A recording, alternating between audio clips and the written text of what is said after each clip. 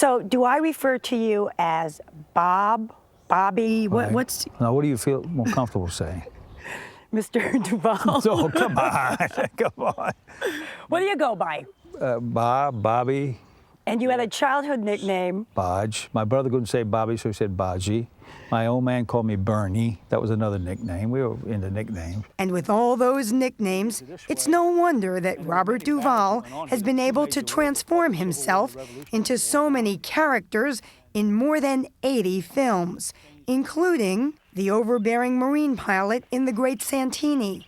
I want you hogs to let this burg know you're here. I want these crackers to wake up and wonder what the hell blew in a town. Yes, sir! Outstanding. An evangelist preacher in The Apostle. Give it to me, give it to me, give it to me, give me peace. And Duvall's favorite role, Gus McRae, the philosopher cowboy in Lonesome Dove, who could ride and shoot with the best of them. And now Duvall has made another epic Western called Broken Trail that debuts on AMC Network tonight. Duvall plays a cowboy named Print Ritter, who goes on a horse drive across the West with his nephew, played by Thomas Hayden Church. What brings you out this far? Thought maybe you'd gone under. No, sir. I ain't gone under yet. No, sir. But your mother did. It's kind of a trip where they pick people up along the way, but kind of a character-driven piece of two men and their journey. They even rescue a group of terrified Chinese immigrant girls from forced prostitution. Now, you're going to be number one, all right?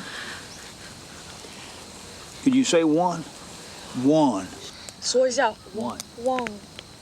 One. One. Very good. 说什么 And you're two. Say two. Two. No, she's two, you're one.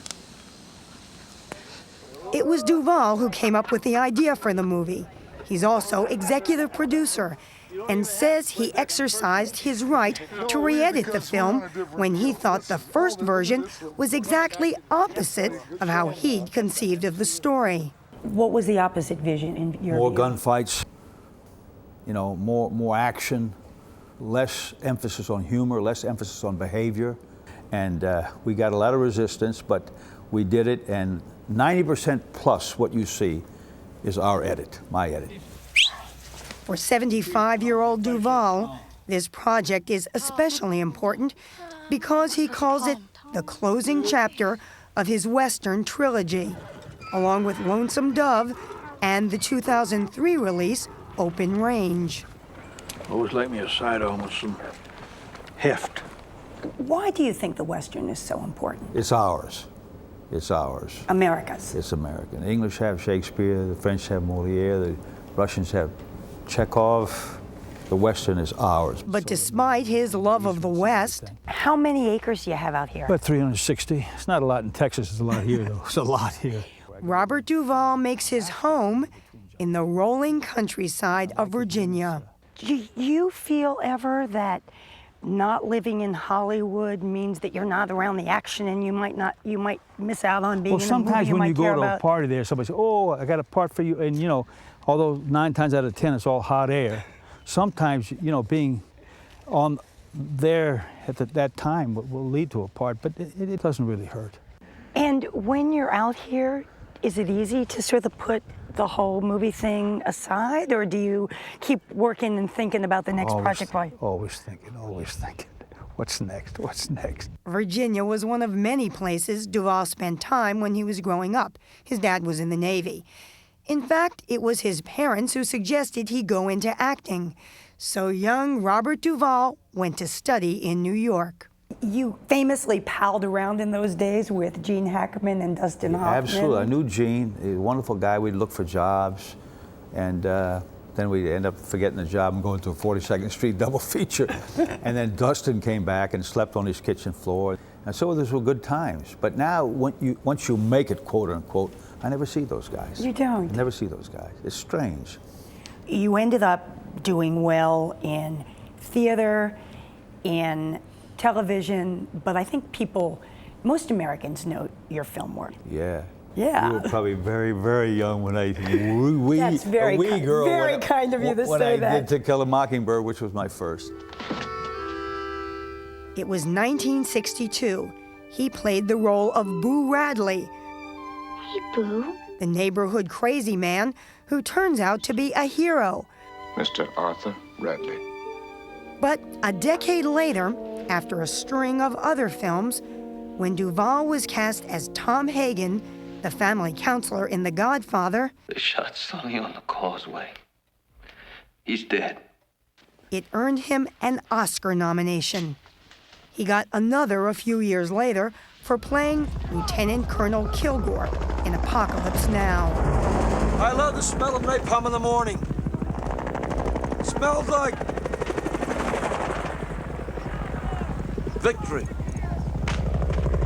I love the smell of napalm in the morning. It smells like victory, right? Yes. People will come up to me and say it to me as if they're the only ones in the world beside me that know that line. That's true confessions. He's had 6 Academy Award nominations in all.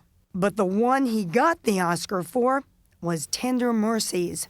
He plays Max Sledge, a down-at-the-heels country western singer. Let me know That's G. if you always will want me. You sing everything yourself, Yeah. and that Oh, was part of the deal? Absolutely. They were trying to get around that, but I said, no, this has to be part of it. You cannot dub later. I have to do that. Yeah.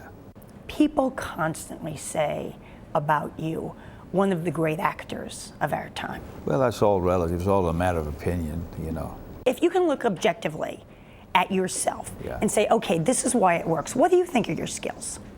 What makes what I do work, and it's this, what we're doing right now, talking and listening. That ability to communicate. Yeah, that's the beginning and the end.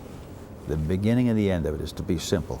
On a personal level, life has not been so simple for Robert Duvall. You somehow, along with everything else, found the time to get married a lot. Oh, I thought you meant in the movie. No, a lot. In real life. A lot? Yeah, well, I've lived a lot. His 4th wife, 42 years his junior, is Luciana Pedraza. They met in her native Argentina. But it was he who got her interested in one of his favorite pastimes, tango, the Argentine national dance.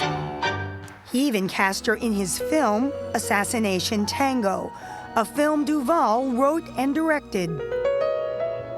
You both look like professional dancers, like you grew up doing the tango. Yeah, but she represented her province in the Miss Argentine contest. She won the thing that we don't have up here. She won the Miss Elegance department. So they're big into elegance. You could be the biggest lush down there, but if you dance the tango nice, you're elegant. You know, the elegance is a word that's still used there. It's obsolete up here. You ready? Elegance isn't exactly the word that comes to mind when Duvall attempts to give a little tango lesson to a visiting reporter. Left, right, and cross. Ooh. Now go back. Left, cross. No, keep the weight. I step in. But you do, yeah.